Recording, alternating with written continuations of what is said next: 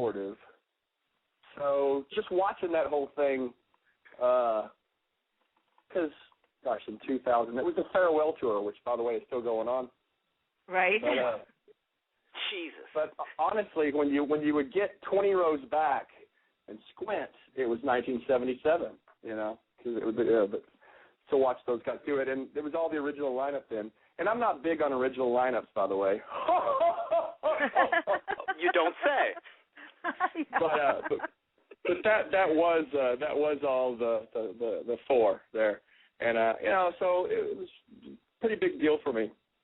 Were there any jokers in KISS that like to pull any practical jokes or anything like that? Yeah, I mean, we actually messed with Paul quite a bit. We would give him an envelope, depends on what part of the country you're from, because the man is the professional frontman. You know, in the dictionary, when you put frontman, there's a picture of Paul Stanley. So he can say anything with style, and he just kind of talks about it. And so we had a little contest that he could work anything into his raps. So we would give him an envelope right before he went on with just a phrase or a couple words that he would have to work into his routine for that night. And it went on for a while. There's one I remember, diaper fight, because we were trying to throw him. He's like, it doesn't matter what you say, I can pull it off. So one of them was diaper fight. He's like, how y'all doing out there, Cleveland? Y'all want to get into a diaper fight? And Jesus, that's all. And you do him justice too, man. That's awesome. Oh no, he really could work in any stupid shit that we gave him in to make the crowd go nuts. And everybody got into it, I'm sure. Well, yeah, we're gonna get really weird. I think it went all the way up until we put like Jesus loves you or something, and he was like, okay. That was when the line was crossed. That didn't work for Jewish Paul Stanley. He's like, this stops now. So to get actually into you, Johnny, a little bit back to you. A buddy of mine, actually, Danny, and another person out here from D.C., Alyssa, they really wanted to find out what was the defining moment for you when you wanted to pick up that guitar and really get involved with music and you know, right at the beginning for Johnny-Solinger. Well, going back to the first band I was in, which was, I think, junior high school, that's the thing. I never picked up a guitar because I'm just horrible. I tried like a million times. I just tried a few weeks ago. I'm just horrible at it. So I was able to find guys around me who just happened to be good at it. And even going back to my, junior high and high school days, you know, I had the best guitar player for a couple districts there, you know. And then going into college, I was able to snag the best guitar player around then, on up the list until I ended up working with, you know, Scotty Hill and Snake Sabo. But I never really picked up a guitar. I was an only child, and I did a million shows in the mirror before I ever got up on stage. So I wasn't really good at anything else and didn't really want to try at anything else. And I just got really lucky, and I started off really sucking bad and then sucking a little bit less, and now I'm back to sucking. No, I'm just kidding. But, you know, just the more you do something, the more it becomes your lifeblood. And if you're lucky enough to make a living at it, then, you know, you're truly blessed.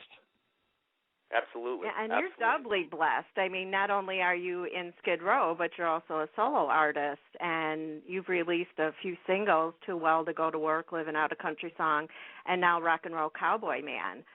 I love most types of music and love that you can do both.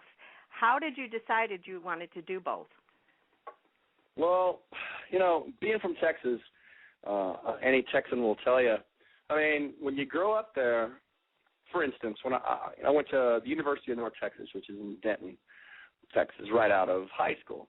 And, for instance, I was in a fraternity there. By the way, I never graduated. I was there for like 5 years. My mom's still pissed. I just went to the, you know, I was in the dorm, and I had a meal card, and I just wrote it until they said, what are you doing? I was like, well, I'll tell you what I'm not doing, and that's going to class.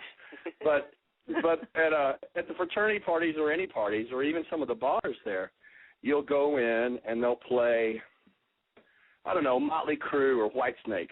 That's so weird because I've toured with both of them. And then you turn around and there'll be a Willie Nelson song on, or Johnny Cash, and then there'll be AC/DC, and then there'll be Hank Williams. So where I grew up, it wasn't one or the other. I was very much into both, just depending on my mood, and still am. So I was lucky enough to be around hard rock, and then a lot of country as well. So that's it was natural to me. People, you don't have to pick, so. Yeah, that's how it happened to me. Most people that are in a band don't decide to also do a solo at the same time with a different genre, so that's what really makes you stand out. Well, probably wouldn't. Well, Kid Rock would disagree. Too, yeah. But been to his house too. He's a great guy. But the only reason that I was able to do or have anybody pay attention or anybody actually put their neck and their money out on the line for me to do a country record was the success of Skid Row. I mean, if I would have just come off the street, it would have been much tougher than it's still tough out there. But that first record I did was in 2008, and it was just what they call a regional release, which was basically 3 states: Texas, Oklahoma, and Louisiana. And I didn't know what was going to happen, but I did it, and I ended up charting like in the top 20 on the Texas music charts. Of course, Texas does everything on their own. They have their own music chart. Yeah. So, so I did well, and I played, I don't know, maybe 30 shows or so, and then Skid Row picked up again. And, went all over the world, and it kind of took a back seat. And then I guess it was last year, before we started all the recording and everything, we had time off, and nobody wants to sit around. I mean, Rachel produces bands, Snake manages bands, and so on my time off, I was able to do another project. And, I'm not going to go do another rock project, so I was able to do another country one. And this time around, I got, Grammy-winning writers, and musicians out of Nashville that really paid attention, and the product is just better. When is the album due out, or is it going to be an EP? No, it's full album and it's done. I'm trying not to do any kind of crossing over with the Skid stuff. So I was able to get the single released to radio and all, and a full-length album will follow. I just got to make sure that it's respectful timing on everything. I don't want to. Skid Row's my main gig. This others just happen to blossom at the exact same time that we're trying to do all this other stuff. It's like that thing, when it rains, it pours. That's what's going on here. Right.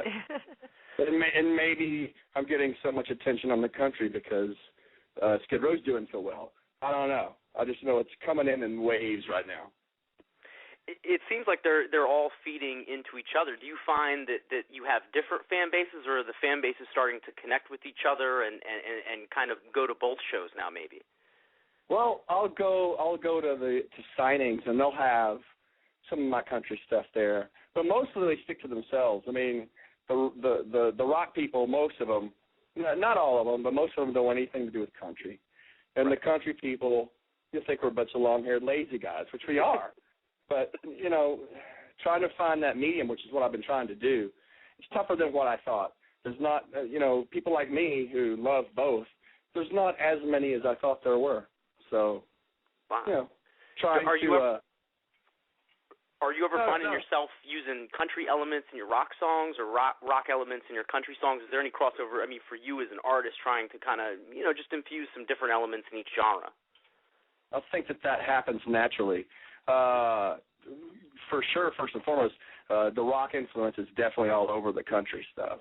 And then whenever we're working up new songs or in the rehearsal studio or we're demoing, I'll slip too much into some of the Skid Row songs, and Rachel will be like, hey, that's a bit country. Like, oh, shit, I'm sorry. But even in Rock-n-Roll-Cowboy-Man, that's a rockin' song from the Les Pauls and the Marshalls on the guitars, and that wasn't on purpose. That's just how it happened. So also because of the songwriters on that, Blackstone Cherry is not a country band, and the Kentucky Headhunters aren't really either. And those are the two forces that wrote me that song, and they just didn't want to give it to or write it for anybody that wasn't. It was just a starched white shirt, crew cut, belt buckle, cowboy hat wearing guy. Because you can't just you can't just be a cookie cutter on this and succeed or fail. I mean, that's how I'm going to do it. It's going to be me. This is the countryside. This is the rock side. If you don't like it, go find somebody else to listen to. Oh, we love it. And as a matter of fact, I have Rock-n-Roll-Cowboy-Man uploaded to the studio. Would you mind if I played it now for our listeners? Sure, it's awesome. And if your listeners are fans of Blackstone Cherry, and of course they have a lot. They're on the road with Leonard Skinner right now. And also Kentucky Headhunters, Grammy-winning. These bands have sold millions of records, and the fact that they would write me a song is stupid. But this is what they wrote, and this is what I recorded. It's Rock-n-Roll-Cowboy-Man. Play it, please. Well, it's awesome. So we're going to go ahead and play it now.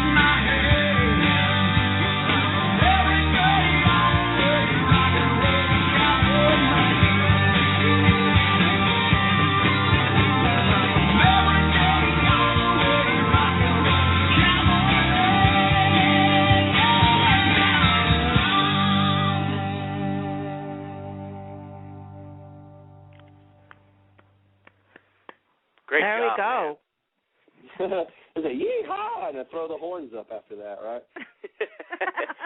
That sounds like Texas country, not Nashville country. Well, the Kentucky Headhunters are from Kentucky, and so's Blackstone Cherry, so they're not, they... Well, just with those vocals, the way there's just a little, I don't know, there's a little bit of more soul in it, from what I've noticed with Texas artists, rather, from Nashville scene a little bit. George Strait. Oh, yeah, for sure. And, hey, I love him. Well, yeah, he's Texas boy. That's what I'm saying. Mm-hmm. And Willie and Waylon and the boys, man, come on. Yep. That 70s outlaw that my mom played me. That's the shit that I grew up on. And then, I mean, I'm not ashamed. even some of the even the Glenn Campbells of the world, and